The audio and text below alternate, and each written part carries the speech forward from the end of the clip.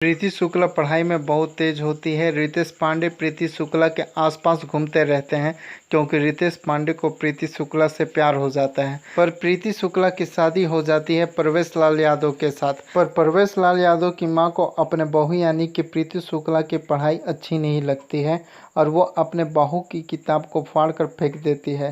प्रवेश लाल यादव अपने पत्नी को पढ़ाकर कलेक्टर बनाने का सपना देखते हैं और वो अपने पत्नी का साथ देते हैं।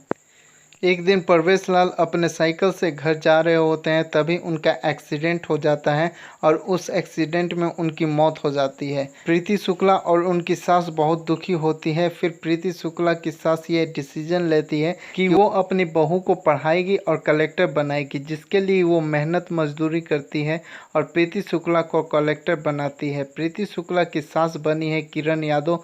दोस्तों, रितेश पांडे का रोल कुछ समझ में नहीं आ रहा है ट्रेलर देखने के बाद, पर दोस्तों मुझे जितना समझ में आया ट्रेलर देखने के बाद मैंने आपको बता दिया। फुलवा भोजपुरी मूवी का ट्रेलर एंटरटेन रंगीला के यूट्यूब चैनल पर रिलीज किया गया है, जिसके स्टार कास्ट हैं प्रवेश लाल यादव, रितेश पांडे और प्रीति शुक्ला।